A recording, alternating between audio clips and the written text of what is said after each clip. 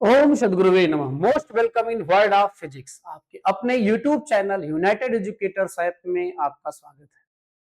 चल रही है वही आपकी पुरानी सीरीज जिसका नाम है न्यू सीरीज। पेपर यहीं से रहेगा 2025-2026 सीबीएसई ऑब्लिक यूपी बोर्ड। आप अपने काम में लगे रहें भाई। वही क्या, subscribe, like, share, comment, bell icon press करने के लिए मोटिवेट करने का किसी फ्रेंड्स और रिलेटिव्स को। और आपको भी ये काम करना है, भूलिए नहीं प्यारे। ठीक है, तो हम उसी क्रम में आगे चलते हैं, बहुत ज्यादा समय में वेस्ट नहीं करते हैं। आप जानते हैं ये समय बड़ा कीमती है। तो इलेक्ट्रोमैग्नेटिक इंडक्शन चैप्टर हम लोग कंटिन्यू कर रहे थे और उसका आज थर्ड लेक्चर है। तो इसमें हम लोग आज डिस्कस करने जा रहे हैं self induction and mutual induction, फिर सेल्फ इंडक्टेंस और mutual inductance in case of coaxial solenoid solve करेंगे, डेरिवेशन करेंगे। Magnetic energy stored in inductor बात करेंगे, फिर मैग्नेटिक एनर्जी डेंसिटी की बात करेंगे। इसकी बात करेंगे, मैग्नेटिक एनर्जी डेंसिटी की बात करेंगे। अब थोड़ा सा जरा देखें यहाँ पे, जब फैराडे ने इलेक्ट्रोमैग्नेटिक इंडक्शन से रिलेटेड एक्सपेरिमेंट्स को जो है परफॉर्म कर लिया और उससे रिजल्ट जब इन्होंने कंक्लूड कर लिया, इन्होंने सोचा कि इसको पब्लिक किया जाए। और पब्लिक करने के लिए आज के जमाने में हम लोग प्रेस कॉन्फ्रेंस करते हैं जिसमें इलेक्ट्रॉनिक मीडिया वगैरह पार्टिसिपेट करती है, लेकिन उस समय इलेक्ट्रॉनिक मीडिया रहा नहीं होगा। तो ये पेपर ऊपर वाले लोग रहे होंगे तो सब कलेक्ट होते हैं, उनके सामने ये अनाउंसमेंट की जाती है इस एक्सपेरिमेंट की। तो फैराडे ये बोलते हैं कि there are relative motion between a coil and magnet, then an induced EMF setup. In case of closed circuit there will be induced current. Polarity of that induced EMF will be in such a way that it opposes the cause of its origin. Induce current की direction भी ऐसी होगी कि ये अपने खुद के produce होने के कारण का अपोज करेगी, जिसे लेंजला के नाम से भी हम लोग जानते हैं। तो उसमें से किसी पत्रकार ने पूछा कि इसका डेली लाइफ में क्या यूज है, तो उनका करंट तो बहुत माइन्यूट है, अभी तो कोई यूज नहीं है। तो उसमें से किसी और दूसरे पत्रकार ने कहा कि भाई ऐसा है, जब कोई यूज ही नहीं है तो फिर क्यों इतना आप जो है ढिढोरा पीट रहे हैं, जश्न मना रहे हैं। तो फैराडे ठहरे एक साइंटिस्ट। तो साइंटिस्ट वगैरह बोलते बहुत कम है, तो उन्होंने आंसर नहीं दिया, उन्होंने एक नया क्वेश्चन दे दिया। और क्वेश्चन था, why we celebrate new born child. Why we celebrate new born child, एक नए बच्चे के जन्म को हम सेलिब्रेट क्यों करते हैं। तो उसी में किसी पत्रकार ने बोला कि इसलिए सेलिब्रेट करते हैं कि इन फ्यूचर पता नहीं क्या कर जाए वो अपनी लाइफ में, क्या भरोसा। फैराडे हंसे, ये भी वो छोटा सा बच्चा है जो अपनी लाइफ में पता नहीं क्या कर जाए, इसको क्या पता। आए देखते हैं ये बच्चा आज कर क्या डाला है।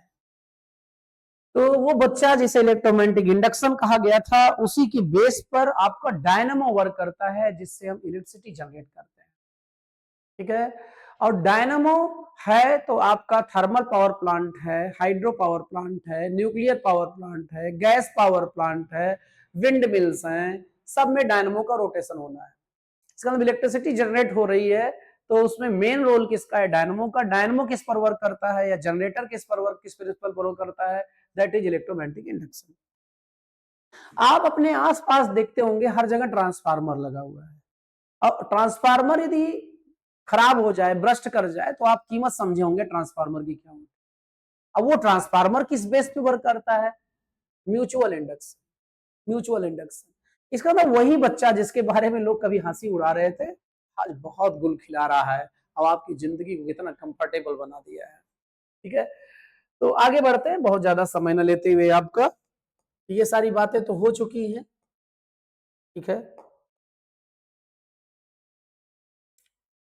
तो आज हम बात करते हैं सेल्फ इंडक्शन और म्यूचुअल इंडक्शन। सेल्फ मतलब समझ ही रहे होंगे, जो खुद से इंड्यूस हो जाए। कभी कभी लोग क्या करते हैं, खुद से ही प्रभावित हो जाते हैं। उनको याद आ जाता है कि एग्जाम टाइम में जब हम पढ़े थे तो उस समय हम 1 घंटे में जितना प्रिपेयर कर लेते थे, उतना तो 4-6 घंटे में भी नहीं प्रिपेयर कर पाते हैं जब एग्जाम बहुत दूर होता है। फिर ये समझ में आता है कि एग्जाम टाइम में हमारा कंसंट्रेशन बहुत बढ़िया था, हमारा मेडिटेशन बहुत बढ़िया था, इसलिए चीजें बहुत अच्छे से तैयार होती थी। तो उनको समझ में आता है कि हाँ, मेडिटेट रहेंगे तो चीजें अच्छी होंगी। मतलब कभी कभी खुद से इंड्यूस हो जाते हैं, खुद से प्रेरित हो जाते हैं, इसे हम क्या बोलेंगे, सेल्फ इंडक्शन। सेल्फ इंडक्शन में केवल सिंगल कॉइल होगा या सिंगल सोलेनाइड होगी। अब सोलेनाइड क्या होती है, इसमें एक सिलेंडर होता है, वो सिलेंडर होता है या तो चाइना क्ले का या कार्डबोर्ड का, ठीक है, जिसके ऊपर हम लोग वाइंड करते हैं। क्या वाइंड करते हैं? इंसुलेटेड कॉपर वायर वाइंड करते हैं up to a required term to form solenoid, to form solenoid. अब हमने क्या किया यहाँ पे, यहाँ एक हमने इलेक्ट्रिक सोर्स कनेक्ट कर दिया और फिर करंट के वेरिएशन का कारण यहाँ जनरेट कर दिया हमने। अब देखिए यहाँ मेन करंट कैसे चलेगी, आप देख ही रहे हैं, ऐसे चलेगी, ठीक है ये। अब जब आप इसको स्लाइड करेंगे, किसको स्लाइड करेंगे? जब आप इसे स्लाइड करेंगे पॉइंटर को, तो आप देखिए जरा, इसको इधर स्लाइड कर रहे हैं तो रेजिस्टेंस क्या हो रहा है? कम हो रहा है। और रेजिस्टेंस कम हो रहा है तो करंट बढ़ रही है। करंट बढ़ रही है तो आप जानते ही हैं कि induced EMF is equal to होता है minus N d phi B by D t. और आप ये भी जानते हैं कि phi B is equal to होता है बी ए कॉस, या बी इज इक्वल टू होता है आपका mu zero mu r N I A cos theta के प्लेस पे ओमेगा टी। अब अभी आप एक्चुअली क्या कर रहे हैं, अभी आप वेरी कर रहे हैं। क्या वेरी कर रहे हैं आप? आई वेरी कर रहे हैं। और रेजिस्टेंस के कम होने से करंट क्या हो रही है? बढ़ रही है। तुरंत इंड्यूस करंट आएगी क्योंकि करंट के बढ़ने से फ्लक्स बढ़ेगी। फ्लक्स बढ़ेगा तो इंड्यूस्ड ईएमएफ जनरेट होगा। इंड्यूस्ड ईएमएफ फ्लक्स के बढ़ने का अपोज करेगा, इसका मतलब करंट के बढ़ने का अपोज करेगा। इसका मतलब इंड्यूस करंट की डायरेक्शन किधर हो जाएगी? इंड्यूस करंट की डायरेक्शन जो है, जो पहले से करंट प्रेजेंट है उसका अपोज करेगी। इसका मतलब जो करंट है, करंट को पीक वैल्यू पर जाने से रोकेगी, ठीक है।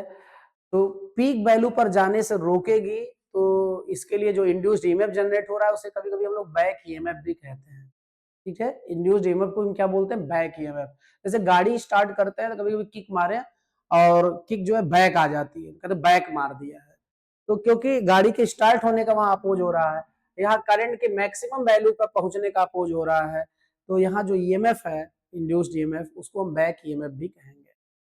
तो इंड्यूस्ड ईएमएफ यहाँ बैक ईएमएफ बोला जाएगा, थोड़ा ये याद रखना है।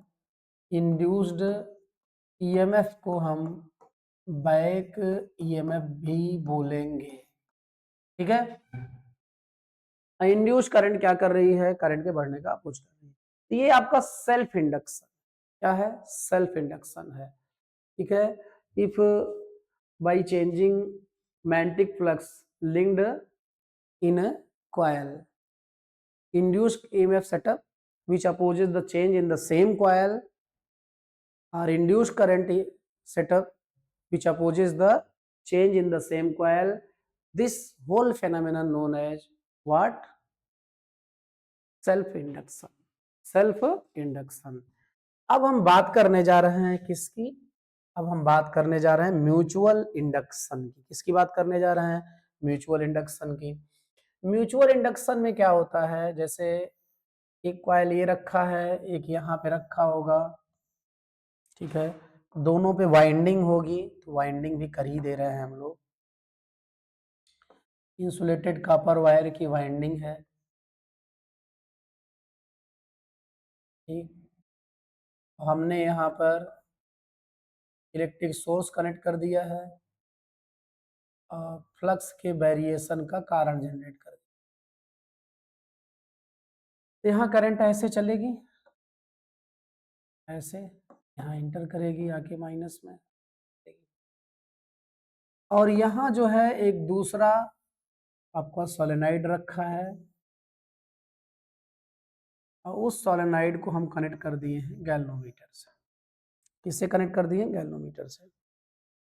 अब आप जरा ध्यान दें, वैसे भी आप ध्यान बहुत देते हैं, जब आप यहाँ पॉइंटर को इधर स्लाइड कर रहे हैं तो रियली आप रेजिस्टेंस कम करके करंट को बढ़ा रहे हैं। अब करंट के बढ़ने से क्या होता है? फ्लक्स बढ़ जाता है, फ्लक्स के चेंज होते ही इंड्यूस्ड ईएमएफ आ जाता है जो फ्लक्स के बढ़ने का अपोज करता है। फ्लक्स के बढ़ने का अपोज करने का मतलब ये है कि यहाँ जो पोल बना होगा वही पोल यहाँ बनना चाहिए। अपोज का मतलब रिपल्सन, अपोज का मतलब रिपल्सन, और सपोर्ट का मतलब अट्रैक्शन। सपोर्ट आप कब करेंगे? जब आप किसी से अट्रैक्ट होंगे। और अपोज कब करेंगे? जब आप रिपेल करेंगे। तो प्यारे जरा ध्यान दें, यहां भी देखा जाए तो करंट ऐसे चल रही है, ऐसे आपकी तरफ से कौन सा वाइज है?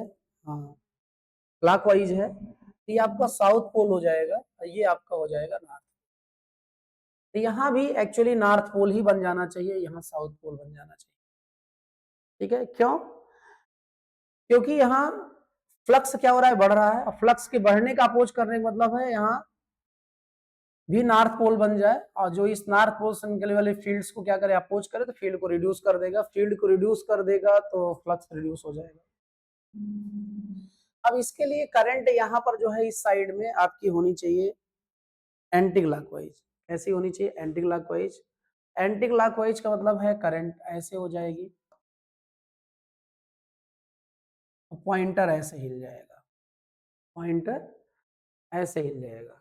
ठीक है, तो ये इसे बोलते हैं म्यूचुअल इंडक्शन। ठीक है, अब इसमें क्या होता है, जैसे दो कॉइल हो, तो नेबरिंग कॉइल में यदि आप क्या करें, फ्लक्स में वेरिएशन करें, तो जिसमें सोर्स कनेक्ट है, जिसमें सोर्स कनेक्ट है उसमें आप क्या करें? फ्लक्स में वेरिएशन करें, तो नेबरिंग कॉइल में लिंक्ड फ्लक्स में भी क्या होगा? वेरिएशन होगा, और जिसके कारण इंड्यूस ईएमएफ सेटअप होगा। और सर्किट आपकी क्लोज्ड है तो इंड्यूस करंट सेटअप होगी। इंड्यूस ईएमएफ की पोलरिटी और इंड्यूस करंट की डायरेक्शन ऐसी होगी कि ये उस कारण का अपोज करेगी जिसके कारण खुद ये प्रोड्यूस हुई है। इस फेनोमेनन को हम बोलते हैं म्यूचुअल इंडक्शन। क्या बोलते हैं? Mutual induction. ठीक है, तो हमारे ख्याल से आप म्यूचुअल इंडक्शन और सेल्फ इंडक्शन आप समझ गए होंगे।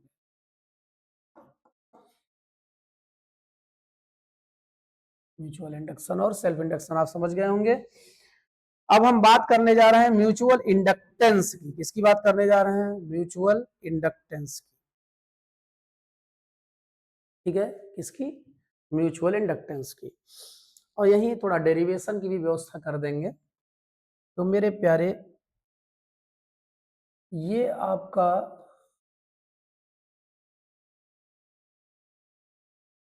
एक सोलेनाइड है।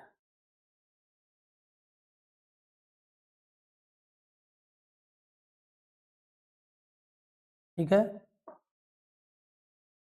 और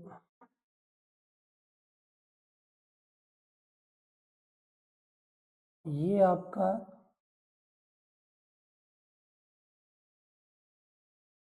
दूसरा सोलेनाइड है। यहां पर हम गैल्वेनोमीटर लगा दिए हैं।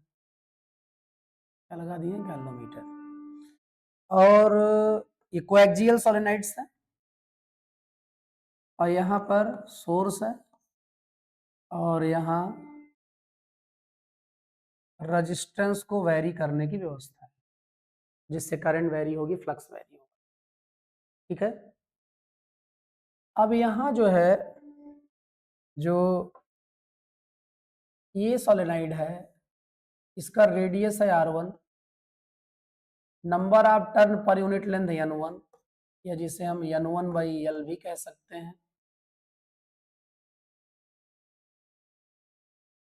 और यहाँ पर जो है, ये जो दूसरा सोलेनाइड है, इसकी रेडियस है R2, और यहाँ पर number of turn per unit length को हम कह सकते हैं N2/L। लेंथ दोनों सोलेनाइड की सेम होगी, कोएक्सियल भी है ये। ठीक है, अब यहाँ पर जो है आपका एक दूसरा सोलेनाइड है, मतलब फिर से एक केस आपका यहाँ पे, और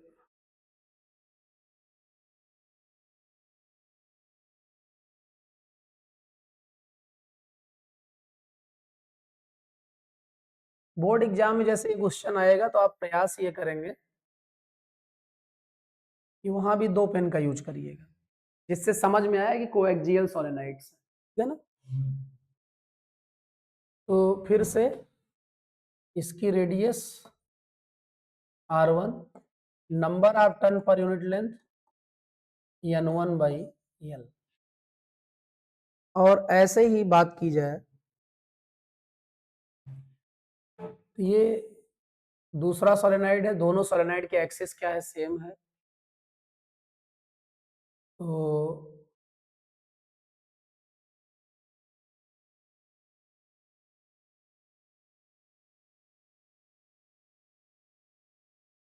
अब यहां पर हम क्या किए हैं, सोर्स कनेक्ट कर दिए हैं और यहां पर भी करंट के वेरिएशन का कारण जनरेट कर दिया।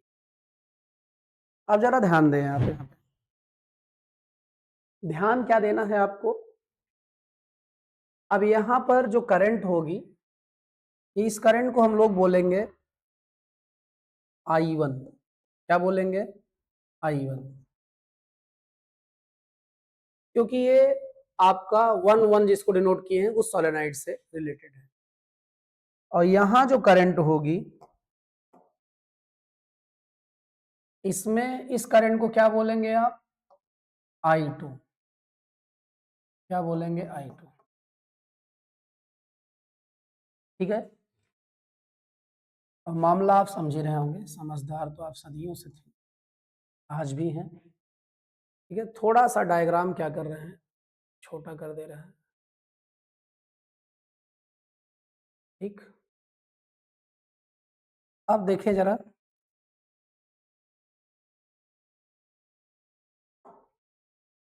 अब इसमें म्यूचुअल इंडक्शन किसमें होगा, 1 में या 2 में।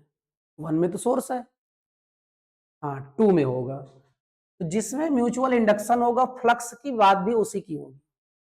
क्यों, क्योंकि आपका जो फार्मूला है E = -n d∅b/dt, rate of change of flux तो उसी कॉइल का होता है जिसमें इंड्यूस्ड ईएमएफ सेटअप। तो यदि म्यूचुअल की बात हो रही है तो इंड्यूस्ड ईएमएफ उसमें थोड़े ना सेटअप होगा जिसमें आप सोर्स कनेक्ट कर रखे हैं। तो सोर्स आप 1 में कनेक्ट किए हैं तो इंड्यूस्ड ईएमएफ 2 में यहाँ क्या होगा, प्रोड्यूस होगा। तो यहां आपको लिखना होगा N2∅2, और उसका कारण क्यों होगा, 1 की करंट प्रोपोर्शनल टू I1। ऐसे ही यहां चलेंगे तो यहां अब आपका सोर्स कनेक्ट है किसमें, 2 में। तो इंड्यूस्ड ईएमएफ किस में होने जा रहा है, 1 में। 1 में होने जा रहा है तो 1 का फ्लक्स चाहिए, तो N1∅1, और उसका कारण होगा 2 की करंट, तो I।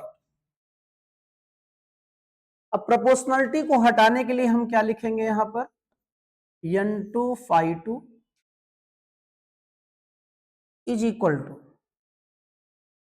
ये हो जाएगा आपका mutual inductance of second coil with respect to first, I1 हो जाएगा। और यहां क्या हो जाएगा आपका, N1∅1 = mutual inductance of first coil with respect to second coil, यहां हो जाएगा। ये आपका एक फार्मूला हो जाएगा यहां से। ठीक है, और यहां से अभी देखा जाए तो M21 = हो जाएगा N2∅2/I1। ठीक है, और यूनिट देखी जाए किसकी, म्यूचुअल इंडक्टेंस की, ये तो नंबर है। और यहां पर ∅2 है, ∅2 फ्लक्स है, फ्लक्स की वेबर होती है यूनिट, और पर एम्पियर करंट की एम्पियर, या इसी को हम लोग हेनरी भी बोलते हैं। क्या बोलते हैं, हेनरी भी बोलते हैं इसे। तो म्यूचुअल इंडक्टेंस की यूनिट वेबर पर एम्पियर है, हेनरी होती है। ठीक है, ऐसे ही यहां पर आप I2 = M12 लिख सकते हैं N1∅1/I2। तो यूनिट तो सेम हो जाएगी यहां भी। अब इसको आप कर दें डिफरेंशिएट, क्या करें, डिफरेंशिएट कर दें। डिफरेंशिएट कर देंगे, ये हो जाएगा आपका d by D t of M21 N2, या ऐसा करें,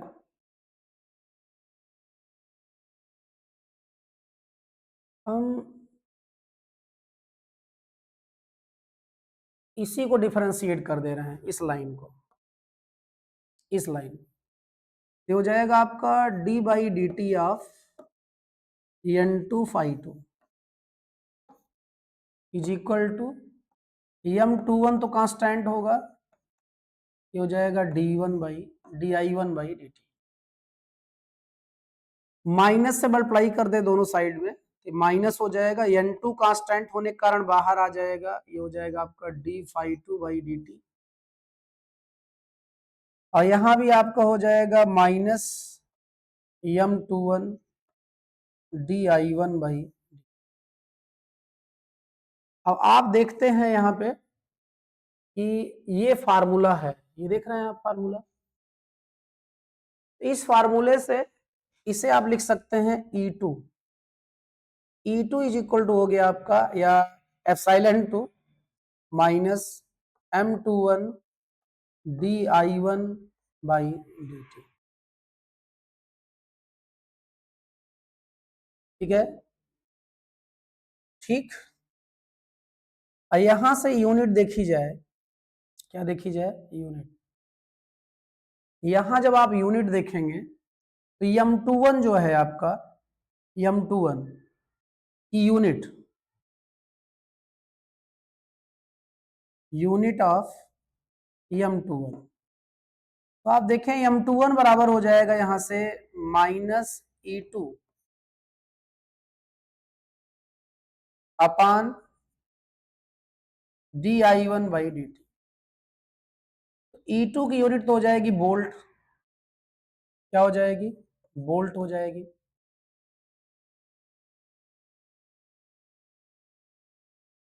बोल्ट, और dt ऊपर चला जाएगा तो इसकी यूनिट हो जाएगी सेकंड, अपान में है आई तो एम्पियर हो जाएगा, वोल्ट इनटू सेकंड पर एम्पियर, इसे भी आप क्या बोलने जा रहे हैं, हेनरी, क्या बोलने जा रहे हैं, हेनरी। यूनिट देख के चौंकेंगे नहीं कहीं पे, हमारे ख्याल से इतने से कोई प्रॉब्लम नहीं होगी आपको। अब हम जैसे डिफाइन करने जा रहे हैं, तो if DI1 by D T is equal to 1, then E2 is equal to minus M21, ठीक है। जरा उधर भी सॉल्व करके आ जाए हम लोग, यहां जरा ध्यान दें, यहां भी इसको क्या करो आप, डिफरेंशिएट कर दो with respect to t, d by D t of हो जाएगा आपका N1 phi 1, N1 phi 1, और इस तरफ आपका हो जाएगा d by D t of M12 I2, यहां से N1 आपका बाहर आ जाएगा, ये हो जाएगा d phi 1 by D T, यहां से भी M12 बाहर आ जाएगा, ये हो जाएगा आपका DI2 by D T, constant बाहर आ जाते हैं, दोनों तरफ माइनस से भी मल्टीप्लाई करते हैं, ठीक है। आप ये फार्मूला देख ही रहे हैं, इस फार्मूले पर के बेस पर हम यहां लिख सकते हैं माइनस एप्सिलॉन 1, माइनस नहीं एप्सिलॉन 1, क्योंकि minus N d phi by D T is equal to epsilon था, इंड्यूस ईएमएफ था, ये हो गया, इज इक्वल टू आ गया आपका माइनस M12 DI2 बाई, यहां भी अभी यूनिट की बात की जाए, किसके यूनिट की, M12 के, M12 इज इक्वल टू आ जाएगा आपका minus E1 upon DI2 by D T, इसका हो जाएगा बोल्ट, टाइम ऊपर जाएगा सेकंड और अपान एम्पियर, ये यूनिट हो जाएगी, और इसी को हम लोग क्या बोलते हैं, हेनरी बोलते हैं, क्या बोलते हैं, हेनरी बोलते हैं। हमारे ख्याल से इतने से कोई प्रॉब्लम आपको होगी नहीं, प्रॉब्लम तो आपको होती नहीं कभी। अब यहां हम आगे बढ़ते हैं, हम बात करते हैं कि if d I two by D T is equal to 1, then induced EMF in first coil will be equal to negative of mutual inductance of first coil with respect to, ठीक है। हमारे ख्याल से आप मामला समझ गए होंगे। इसको थोड़ा और छोटा करते हैं जिससे पूरा पूरा डेफिनेशन और डायग्राम आपके सामने, ठीक है। अब जरा आप ध्यान दें यहाँ पे ये यूनिट वगैरह बात हो गई, फार्मूला कहाँ से आ रहा है ये भी बात हो गई है, इसमें कोई प्रॉब्लम होगी नहीं आपको। अब जो डिफाइन करते हैं, यहाँ rate of change of current in second coil unit है 1 है, तो induce EMF in first coil equal है किसके, mutual inductance of first coil with respect to second. अच्छा देखो, क्या ये दोनों इक्वल हैं इन मैग्नीट्यूड या ये इक्वल ही है? ये केवल न्यूमेरिकली इक्वल है, मैग्नीट्यूड में आपका न्यूमेरिक वैल्यू और यूनिट दोनों आती है। क्यों? क्योंकि ये इंड्यूस्ड ईएमएफ की यूनिट वोल्ट होगी और इसकी यूनिट है वोल्ट इनटू सेकंड पर एम्पियर, तो यूनिट तो दोनों की सेम नहीं है, इसका मतलब दोनों न्यूमेरिकली इक्वल है।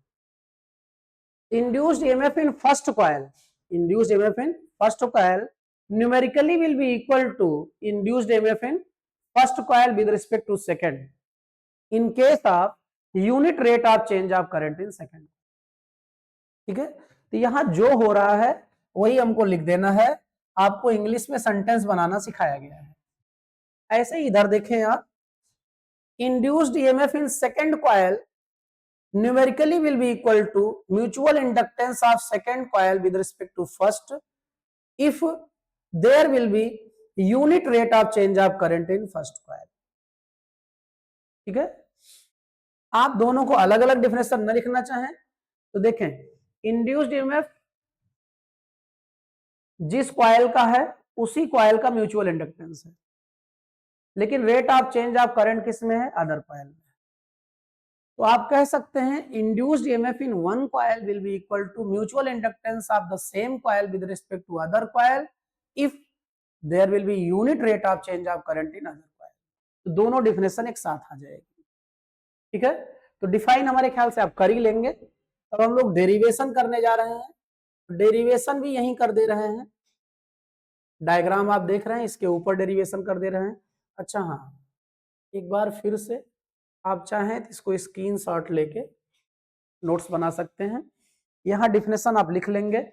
देखिए इंड्यूस्ड ईएमएफ इन सेकेंड कॉइल है, म्यूचुअल इंडक्टेंस सेकेंड कॉइल का है। इंड्यूस्ड ईएमएफ फर्स्ट कॉइल का है तो म्यूचुअल इंडक्टेंस फर्स्ट कॉइल का है, मतलब जिसका इंड्यूस्ड ईएमएफ उसी का म्यूचुअल इंडक्टेंस। अब वो यहाँ 1 की बात हो रही थी तो अदर 2 था, यहाँ 2 की बात हो रही तो अदर 1 है।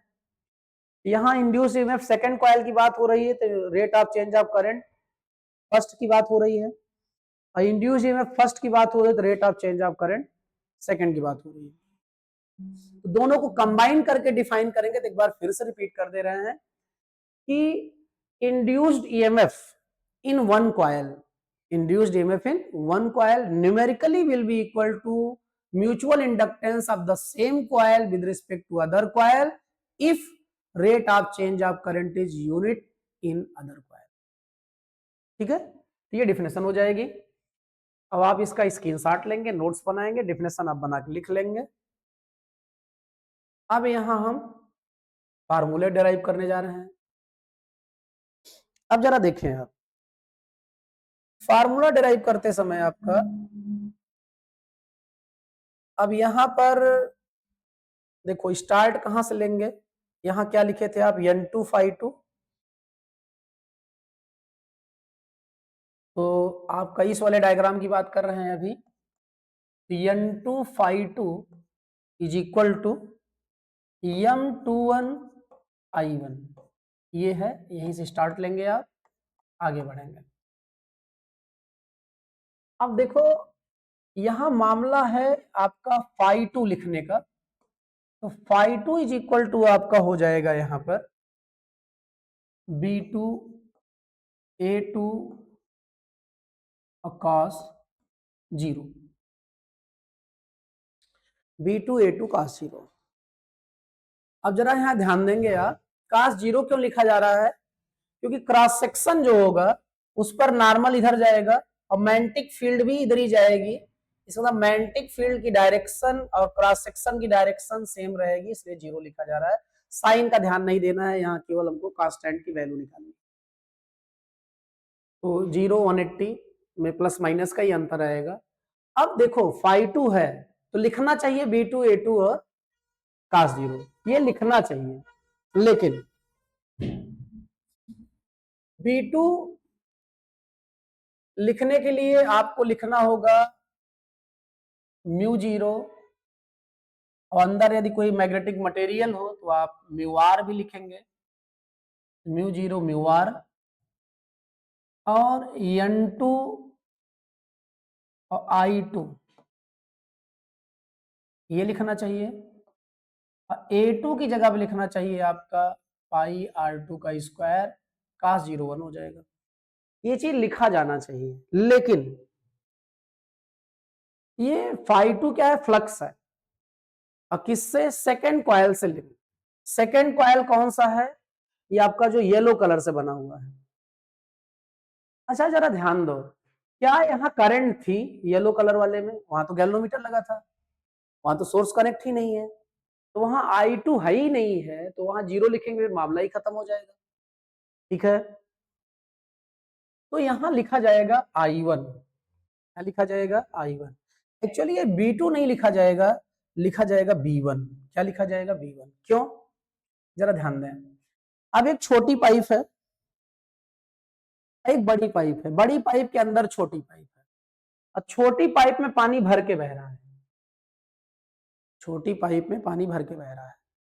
क्या बड़ी पाइप भी भरी है? आप ध्यान देंगे, एक बड़ी पाइप है, उसके अंदर एक छोटी पाइप है, और छोटी पाइप से सबमर्सिबल कनेक्ट है अभी, तो छोटी पाइप भर के बह रही है। क्या बड़ी वाली भी भर रही है?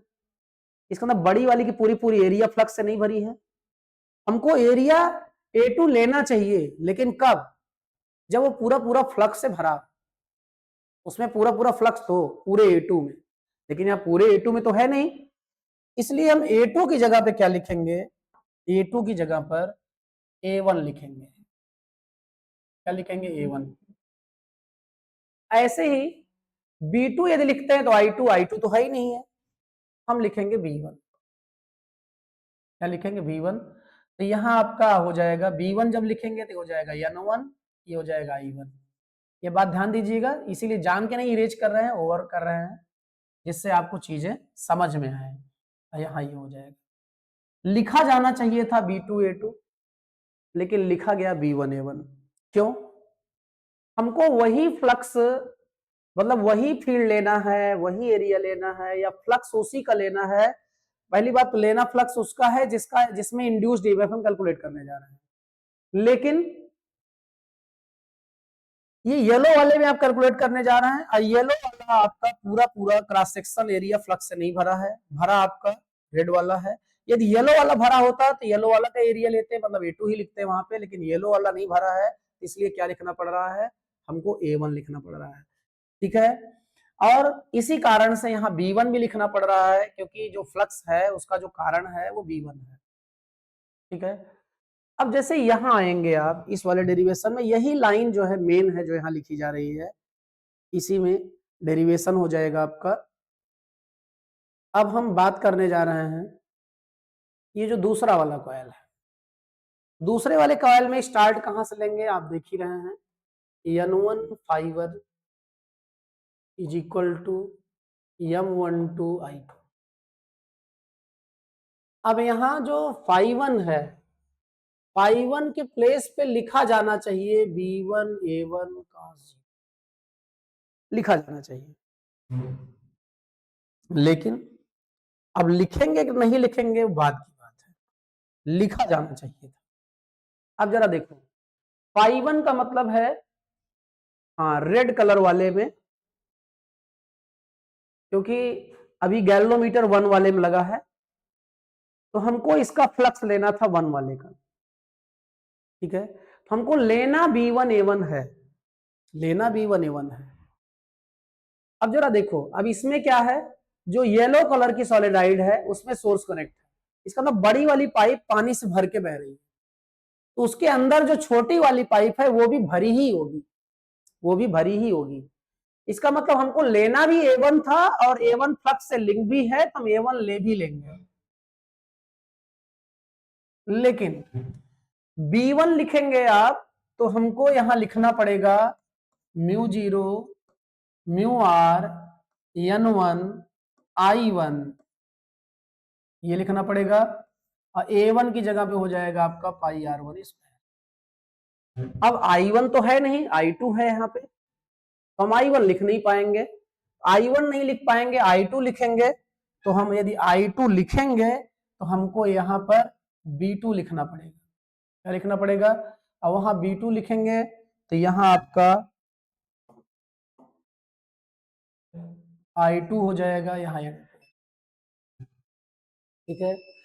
इसी लाइन को समझना है, एक बार फिर से रिपीट कर दे रहे हैं, हमको जिसका इंड्यूस्ड ईएमएफ लेना है उसी का फ्लक्स चाहिए, जिसका इंड्यूस्ड ईएमएफ लेना है उसी का फ्लक्स चाहिए, ठीक है। तो इंड्यूस्ड ईएमएफ यहां लेना है आपका सेकंड कॉइल में, तो सेकंड कॉइल का फ्लक्स चाहिए, मतलब φ2 चाहिए, φ2, तो फिर B2A2 cos 0 लिखा जाना चाहिए। क्या लिखा जाना चाहिए? B2A2 cos 0। लेकिन यदि B2 और A2 पूरा पूरा फ्लक्स के लिए रिस्पॉन्सिबल हो, तब यहां जरा देखें आप, सोर्स कनेक्ट है अंदर वाली पाइप से, अंदर वाली पाइप तो भर के बह रही है, लेकिन ये पाइप भर के नहीं बह रही है, ये पाइप भर के नहीं बह रही है, तो आपका A2 जो है वो पूरा पूरा फ्लक्स से नहीं भरा है, A1 भरा है। लिखना चाहिए था A2, लेकिन लिखेंगे A1 क्योंकि A2 पूरा पूरा फ्लक्स से नहीं भरा, A1 भरा है, A1 लिख रहा है। लिखना चाहिए था A2, लिख रहे हैं A1 क्योंकि A2 पूरा पूरा फ्लक्स से नहीं भरा, A1 भरा। ये ध्यान देंगे। यहां जरा आएंगे, यहां सोर्स कनेक्ट है ज्यादा डायमीटर वाली पाइप से, तो ज्यादा डायमीटर वाली पाइप भर के बह रही है, ठीक है। तो अंदर वाली पाइप तो भर के बहेगी ही जिसका डायमीटर कम है। इस समय हमको 1 का ही फ्लक्स लेना है, हमको A1 लिखना था, और A1 इस बार फ्लक्स से भरा भी है तो A1 लिख भी सकते हैं। यहां A2 लिखा था, लेकिन A2 पूरा पूरा फ्लक्स से भरा नहीं था, इसलिए A2 नहीं लिख पाए, A1 लिखना पड़ा। यहां A1 लिखना भी था, A1 फ्लक्स से भरा भी था, A1 लिख भी दिया। ये ध्यान रखेंगे, यही लाइन आप याद रखेंगे बस। और यहां पर B2 लिखना था, तो B2 लिखते तो I2 लिखते, तो I2 तो यहां था नहीं, यहाँ I1 था। इसका मतलब जो फ्लक्स का कारण है 2 में वो 1 की फील्ड है, इसलिए B1 लिखा जाएगा। और वैसे ही यहां भी हमको लिखना B1 था, लेकिन B1 के लिए I1 चाहिए, I1 तो था नहीं, I2 था। मतलब 2 की जो फील्ड है वो 1 के फ्लक्स का कारण है, तो यहाँ 2 की फील्ड लिखी जाएगी, यहाँ B2A1 हो जाएगा। बस यदि इतनी लाइन लिख लेते हैं तो मामला डेराइव हो चुका है आपका। और ये जो N2 है, N2 आप जानते हैं कि number of turn per unit length बराबर हो जाएगा टोटल टर्न अपान लेंथ। यहां से N2 इज इक्वल टू आ जाएगा N2, ठीक है।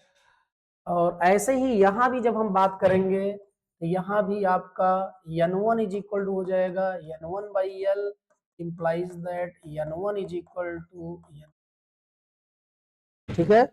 समझदार तो आप सदियों से थे, आज की कोई बात नहीं है, ठीक है, समझ आप रहे भी होंगे। N2 की जगह पे क्या हो जाएगा आपका, हाँ N2L हो जाएगा। φ2 की जगह पे क्या हो जाएगा आपका, μ0 μr N1 I1 पाई R1 स्क्वायर, और यहाँ M21 I1 है, तो I1 से I1 हो जाएगा कैंसिल, तो M21 इज इक्वल टू आ जाएगा आपका μ0 μr N1 N2 N1 N2 mu zero लिख दिए आप, म्यू आर लिख दिए, n1 लिख दिए, n2 लिख दिए, यल भी लिख दो, या यल बाद में लिखो, pi r square r one square L is equal to हो जाएगा आपका m21। ये फार्मूला आ गया। ठीक है, ऐसे ही यहां भी चलते हैं हम, यहां भी n1 के प्लेस पे हो जाएगा आपका, हाँ n1 यल, और phi1 के प्लेस पे आपका mu zero mu are n2 I2 और पाई R1 स्क्वायर, और यहाँ M12 I2 है ही है, I2 से I2 फिर कैंसिल हो जाएगा आपका, M12 इज इक्वल टू हो जाएगा mu zero mu r n1 n2 pi R1 square L is equal to M12। चौकिए नहीं, दोनों आंसर सेम आया है, जो कि ये प्रूफ कर रहा है कि M12 will be equal to M2। ठीक है, इसको रिपीट करके एक दो बार देख लेंगे। यहाँ यही लाइन जो है इंपॉर्टेंट है, ये चीज समझना। देखो B1 B2 क्यों नहीं लिख रहे हैं, क्योंकि यहाँ I2 नहीं था। जो फ्लक्स का कारण है आपका 1 में वो 2 है, ठीक है, कि 1 है। 2 में जो फ्लक्स का कारण है वो 1 की फील्ड है, तो 1 की फील्ड लिखी गई, और फ्लक्स जिसका था उसी की एरिया लिखनी थी, लिखना A2 था, लेकिन फ्लक्स से पूरा पूरा भरा एरिया A1 था, इसलिए A1 लिखना पड़ा।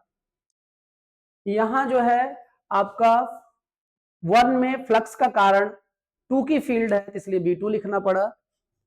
लिखना यहाँ आपको A1 था भी, क्योंकि 1 का फ्लक्स था, 1 A1 ही लिखना था।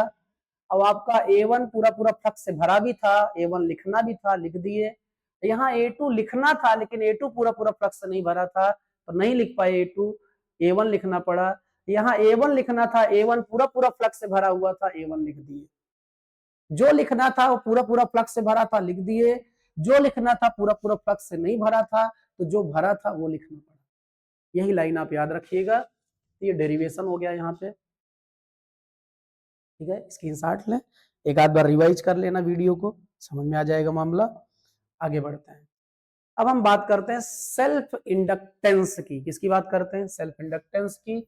यहाँ बहुत बातें नहीं भी करनी है, आप जान ही रहे हैं। क्यों बहुत बातें नहीं करनी है?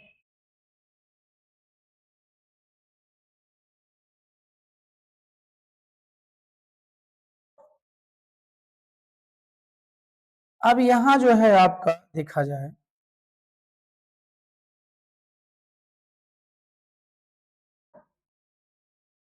इंसुलेटेड कॉपर वायर था, कलर वही यूज कर दिए, जबकि हमारे पास अरेंजमेंट था, व्यवस्थाएं थी।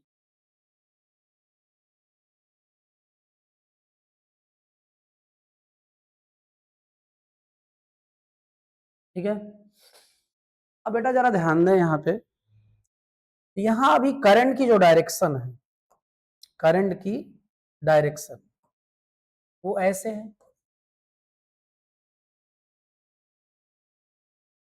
और हो क्या रहा है, यहाँ आप रेजिस्टेंस कम कर रहे हैं, करंट बढ़ेगी, करंट बढ़ेगी तो इंड्यूस करंट आएगी, और इंड्यूस करंट मेन करंट का क्या करेगी? अपोज करेगी। ठीक है, तो यहाँ इधर उधर कोई झंझटे नहीं है। यहाँ हो जाएगा आपका n1 और n2, ये सब लिखने नहीं है यहाँ पे। तो यहाँ n फाइव प्रोपोर्शनल टू आई, यहाँ म्यूचुअल इंडक्टेंस जैसा झंझट नहीं है कि वहां n2 phi2 I1 लिखना पड़ा था, n1 phi1 I2 लिखना पड़ा था, लेकिन यहाँ ऐसा कुछ है ही नहीं है। यहाँ 2 का मामला ही नहीं है, तो n phi proportional to I, या n phi is equal to L I. L से म्यूचुअल इंडक्टेंस को डिनोट करता है। ठीक है, और यहां से देखा जाए तो यल इज इक्वल टू आ जाएगा एन फाई अपॉन आई। तो फाई की यूनिट होती है वेबर, वेबर और आई की एम्पियर। वेबर पर एम्पियर को हम क्या बोलेंगे, हेनरी बोलेंगे। हेनरी यूनिट हो जाएगी।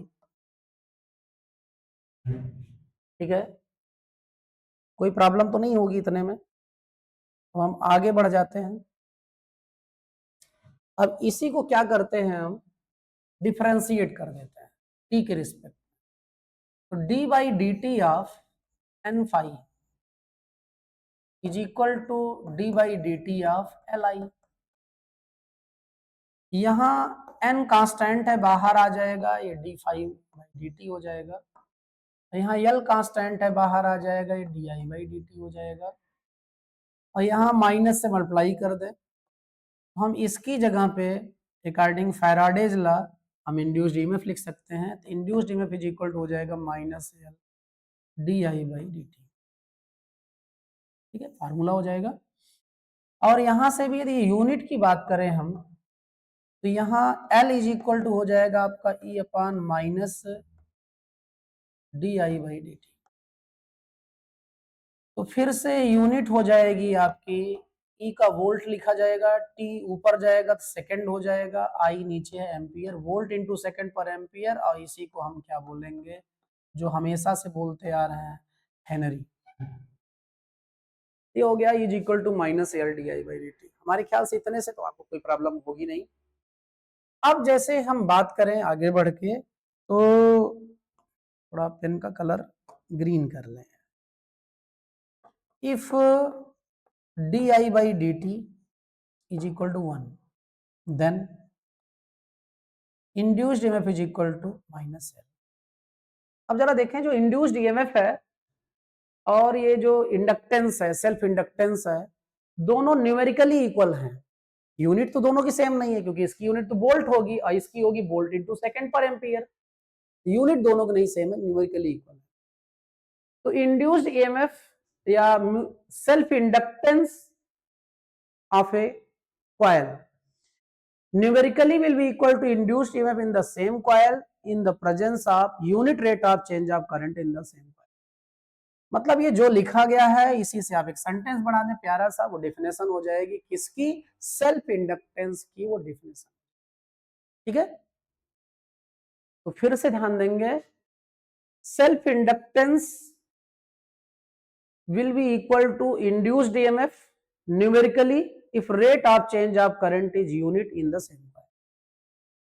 ठीक है, ये तो डेफिनेशन हो गई, यूनिट वगैरह की बात हो गई। अब देखें होता क्या है यहाँ पे, कि जैसे ही यहाँ हम ये इसको ऑन करेंगे, मान ले ऑफ रहा हो, ऑन करें, करंट आएगी, करंट थी नहीं करंट आई, इसका मतलब फ्लक्स था नहीं फ्लक्स आया, इसका मतलब फ्लक्स बढ़ा, तुरंत इंड्यूस करंट आएगी जो फ्लक्स के बढ़ने का अपोज करेगी। इसका मतलब इंड्यूस करंट को उसके पीक वैल्यू पर जाने से रोकेगी। ठीक है, और एक ईएमएफ सेटअप करके उस इंड्यूस्ड ईएमएफ को हम बैक ईएमएफ कहते हैं। ठीक है, और उस बैक ईएमएफ के अगेंस्ट जो है इलेक्ट्रिक सोर्स को वर्क करना होगा, इलेक्ट्रिक करंट को उसकी पीक वैल्यू पर पहुंचाने के लिए, और वही वर्क स्टोर हो जाएगा इन form of magnetic potential energy in the inductor. फिर से रिपीट कर रहे हैं मेरे प्यारे, मान लें ये सर्किट आपकी ओपन रही हो, मतलब स्विच ऑफ रहा हो, करंट ना रही हो। ठीक है, तो अचानक जो है जैसे ही आप स्विच ऑन करेंगे तुरंत करंट आएगी। इसका मतलब पहले फ्लक्स नहीं था, फ्लक्स आया, अब फ्लक्स आया तो तुरंत इंड्यूस करंट आ जाएगी, क्योंकि या इंड्यूस्ड ईएमएफ आ जाएगा, तो जो करंट के बढ़ने का अपोज करेगा, क्योंकि उसी कारण आया है, तो उसे हम बैक ईएमएफ बोलेंगे, क्योंकि अपोज करेगा। उस बैक ईएमएफ के अगेंस्ट इलेक्ट्रिक सोर्स को वर्क करना होगा करंट को उसकी पीक वैल्यू तक पहुंचाने के लिए, और वो स्टोर हो जाएगा वर्क जो है in form of magnetic potential energy in the inductor. तो magnetic potential energy in the inductor हम लोग फाइंड आउट करने जा रहे हैं मेरे प्यारे। तो आप जरा ध्यान देंगे, आप बहुत पहले से जानते हैं कि ऐसा एक फार्मूला होता है, delta U is equal to negative of work done by conservative. ठीक है, या इसको आप लिख सकते हैं d U is equal to minus of d W C F. अब आप जरा ध्यान देंगे यहाँ पे d W upon d Q is equal to हो जाएगा आपका इंड्यूस्ड ईएमएफ। इंड्यूस्ड ईएमएफ आप डब्ल्यू बाई क्यू पढ़ते थे, is equal to V, electrostatic potential and capacitance chapter, तो उसी से लिया जा रहा है। यहां से आपका d W is equal to हो जाएगा E d Q, E d Q. और आप यहां पर E इज इक्वल टू जानते हैं, अभी अभी निकाल चुके थे या रुके रहे, एक आध स्टेप और लिख देते हैं। आप जरा ध्यान दें यहां पर, तो d U is equal to हो गया ये minus of E d Q. आप कहेंगे सर ई डी क्यू क्यों ले लिए? तो भैया हो, इलेक्ट्रिक फोर्स जो होता है वो कंजर्वेटिव फोर्स होता है। क्या होता है? कंजर्वेटिव फोर्स होता है, तो हमने ले लिया। अब यहां पर जो इंड्यूस्ड ईएमएफ है उसके प्लेस पे हम लोग लिख सकते हैं minus L d I by D t. और यहां डी क्यू पहले से है, क्यों लिख सकते हैं? Because E is equal to minus L d I by D t पड़ोस में लिखा है, इतने में कोई दिक्कत होनी नहीं चाहिए। अब हम क्या करते हैं, d U is equal to minus minus plus हो जाएगा, और डी क्यू और डी टी एक ब्रैकेट में कर दें। पहचान रहे हैं कौन है ये? हाँ, पहचानते तो आप ही हैं। ये प्यारे जो है आपका D U is equal to L D Q by D T I होता है, यल आई डी आई हो गया, why because D Q by D T is equal to D Q by D T is equal to I. ठीक है, अब यहां से हम लोग आगे बढ़ते हैं, इंटीग्रेशन करना होगा। क्या करना होगा? इंटीग्रेशन करना होगा।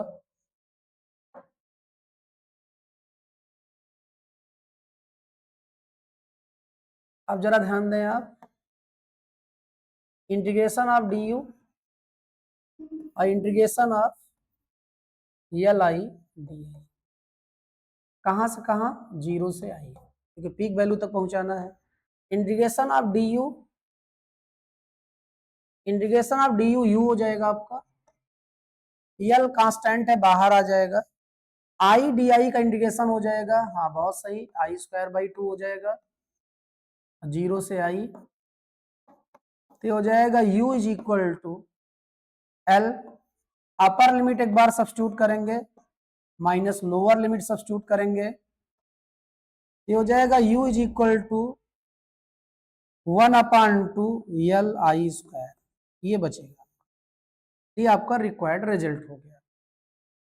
अभी एक काम हम लोग यहां नहीं किए हैं, वो क्या है? वो हम लोगों ने अभी यहां सेल्फ इंडक्टेंस का फार्मूला नहीं निकाला है, तो निकाल देते हैं। आपका N phi is equal to L I है, N phi is equal to L I है, आप देख ही रहे हैं। तो एन की जगह पे आप लिख सकते हैं एन एल, और फाई की जगह हम लिख सकते हैं बी ए कॉस जीरो। फिर से आप N is equal to N by L जानते हैं, यहां से N is equal to N L हो जाएगा, और फाइव इज इक्वल टू हो जाएगा आपका बी ए कॉस जीरो की वैल्यू 1 होती है, बी ए लिखो था। अब हो जाएगा ये एन एल, बी है ही है, तो बी के प्लेस पे आप लिख सकेंगे बी इज इक्वल टू होता है आपका mu zero mu r N I. तो बी के प्लेस पे हो जाएगा आपका mu zero mu r N I, और ए है ही है रियल आई, आई से आई निपट लेगा, तो यहां से आ जाएगा आपका mu zero mu r N square L into A is equal to L, ये फार्मूला आ गया। ठीक है, इतने में कोई प्रॉब्लम नहीं है। तो mu zero mu r N square L is equal to L, और एन की जगह पे चाहे तो आप कैपिटल एन बाई एल लिख सकते हैं, आगे काम कर सकते हैं। इतने में कोई प्रॉब्लम आपको है नहीं।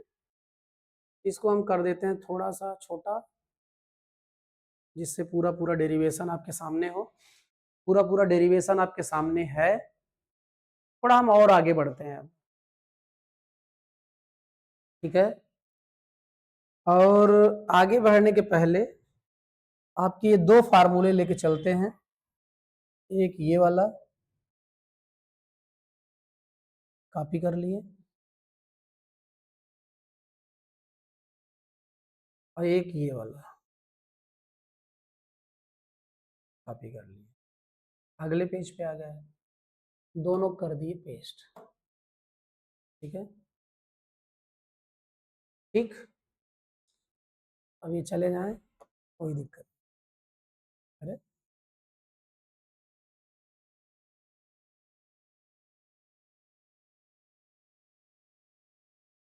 जाने रहे, ये दोनों फार्मूले दिख रहे हैं आपके, प्रीवियस पेज से आए हैं फार्मूले।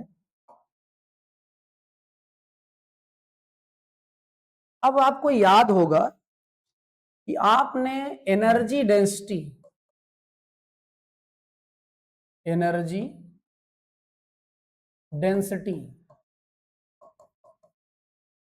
का फार्मूला निकाला था, हाँ, 1/2 एप्सिलॉन नॉट ई स्क्वायर, ऐसा था, कैपेसिटर के प्लेट्स के बीच के पर यूनिट वॉल्यूम में स्टोर्ड एनर्जी। ठीक, अब यहां पर एनर्जी डेंसिटी का फार्मूला होना चाहिए। एनर्जी डेंसिटी का देखो, एक्चुअली होता क्या है, जैसे म्यू जीरो अपान 4 पाई आया था किसकी जगह पे, हाँ, 1/4 पाई एप्सिलॉन नॉट की जगह।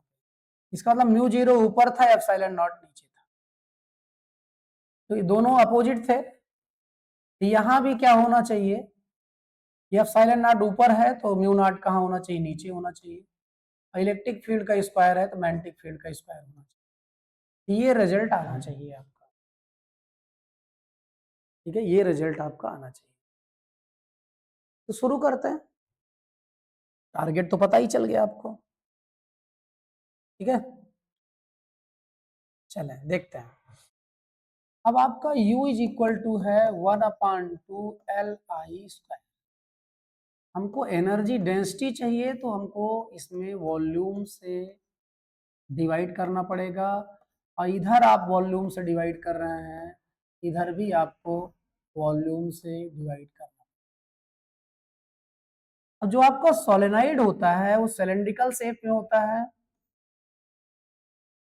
और जिसमें a बराबर रहता है आपका पाई आर स्क्वायर, और h ही यहाँ पर लेंथ रहेगी। तो रियली आप जो है वॉल्यूम का फार्मूला पढ़ के आए हैं, कभी याद होगा, वो होता था pi r square H. Pi r square की जगह पे आप ए लिख सकते हैं, एच की जगह पे एल लिख सकते हैं। इसका मतलब ये एनर्जी बाई वॉल्यूम हो गया, तो इसे हम एनर्जी डेंसिटी कह सकते हैं। मास बाई वॉल्यूम था, मास डेंसिटी बोला गया, एनर्जी बाई वॉल्यूम में एनर्जी डेंसिटी बोला जाएगा। और मेरे प्यारे 1/2 वॉल्यूम की जगह पे आ गया एल, क्या आ गया एल, एल आई स्क्वायर है, ठीक है। अब इसकी जरूरत नहीं है, ये जाए। अब जरा ध्यान दो आप प्यारे, आपको लाना क्या है देख रहे हैं आप, आपको बी स्क्वायर लाना है। तो बी स्क्वायर लाने के लिए हमको बी की जगह पे mu zero mu r N I का स्क्वायर चाहिए आपको, ठीक है। अभी आ पाएगा। अब देखा जाए आपका, तो वैसे तो केवल मान लें कि इंट्रोड्यूस नहीं है क्या, कोई मैग्नेटिक मटेरियल नहीं है, तो आप इतने से भी काम चला सकते हैं। आप चाहें तो ये जो म्यू आर है इसको आप हटा दें, कम से कम इतना तो चाहिए। अब म्यू आर नहीं भी हटाते हैं, म्यू आर आप लिखे रहते हैं तो लिखे रहो, इतना आपको चाहिए, तभी आप लिख पाएंगे क्या, बी स्क्वायर, ठीक। तो हमको जो चाहिए उसकी हम व्यवस्था कर दे रहे हैं। अब यहां क्या आपके काम का नहीं है, अब जरा ध्यान दो, 1/2, देखो हमको आई स्क्वायर चाहिए ही यहां पे, हमको एक्चुअली चाहिए mu zero square mu r square N square I square, ये हमको चाहिए, ठीक है। तो यहां आई स्क्वायर है हमारे पास, आई स्क्वायर है हमारे पास, आई स्क्वायर तुम्हारे काम का है, लेकिन यल हमारे काम का नहीं है। तो यल की वैल्यू डाल दो, यल की वैल्यू क्या है, म्यू जीरो है म्यू आर है एन स्क्वायर है यल है ए है, हमने वैल्यू डाल दी, और आई स्क्वायर हमने केवल यल की वैल्यू डाली है, और अपान में ए एल था, ठीक है। तो ए एल आपका एक्चुअली हो गया कैंसिल, क्या हो जाएगा, ए एल हो जाएगा कैंसिल। ये जो डेरिवेशन आपका किया गया था प्लेट्स के बीच में, आप देखो यहाँ एप्सिलॉन जीरो लिखा है, यदि यहाँ डाइलेक्ट्रिक मटेरियल रहा होता तो 1/2 epsilon zero epsilon R E square रहा होता। तो मैग्नेटिक मटेरियल जब रहेगा, क्या रहेगा, मैग्नेटिक मटेरियल रहेगा, तो आपका जहां म्यू जीरो है वहां म्यू आर रहना, ठीक है, बात समझ रहे हैं। तो अभी हमको ये लाना है ये, क्योंकि यदि मैग्नेटिक मटेरियल इंसर्ट करके चल रहे हैं तो यहाँ इलेक्ट्रिक मटेरियल इंसर्ट किए होते तो ये फार्मूला होता, क्योंकि एप्सिलॉन जीरो के बगल एप्सिलॉन आर आ जाता है, तो यहाँ म्यू जीरो के बगल म्यू आर आ जाएगा। तो आप जरा ध्यान दें, एनर्जी डेंसिटी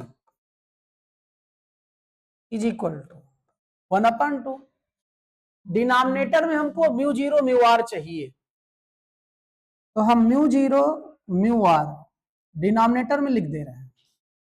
और डिनोमिनेटर में कोई काम आप अपने मन से कर रहे हैं तो न्यूमरेटर में भी आपको करना पड़ेगा, तो न्यूमरेटर में भी आप कर देंगे। तो जब म्यू जीरो म्यू आर से ऊपर मल्टीप्लाई करेंगे तो स्क्वायर हो जाएगा, ये भी स्क्वायर हो जाएगा, ये यानी स्क्वायर हो गया, आई स्क्वायर हो गया। और इसकी जगह पे हम क्या लिख सकते हैं, आप देख ही रहे हैं, ठीक है, ये वो आ गया जो हमें चाहिए था, ठीक। अब हम आगे बढ़ेंगे और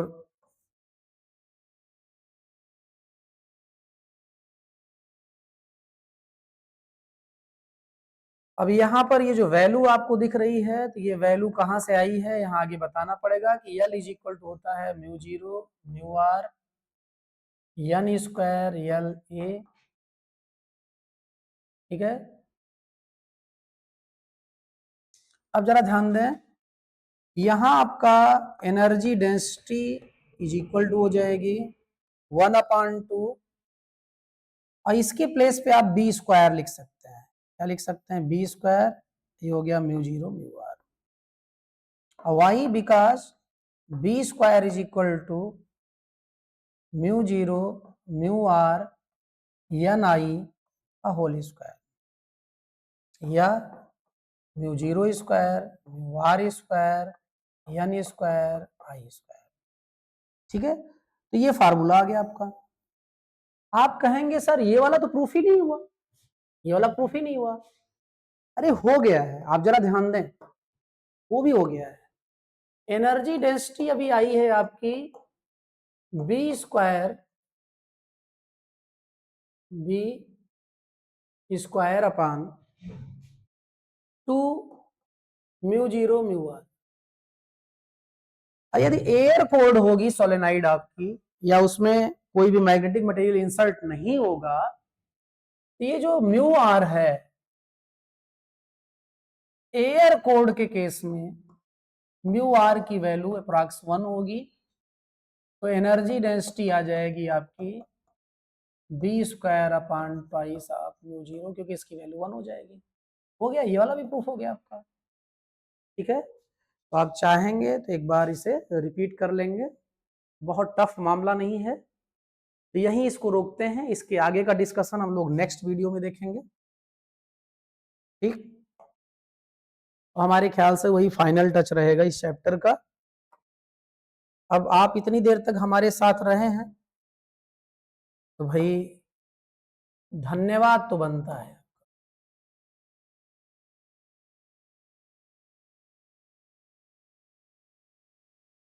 ठीक है,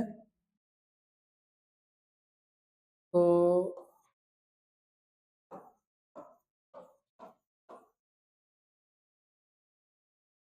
आप देख ही रहे हैं सामने। धन्यवाद आपको छोटा लग रहा हो तो भैया हो धन्यवाद बड़ा, क्योंकि आजकल के बच्चे पढ़ ले तो यही बहुत बड़ा एहसान है।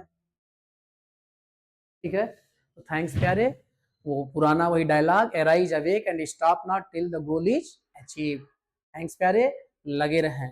सोना भी है तो सोएं, लेकिन बाउंड्री लाइन को पार करने के बाद, जिससे कोई माई का लाल आपको हरा ना सके। थैंक्स प्यारे।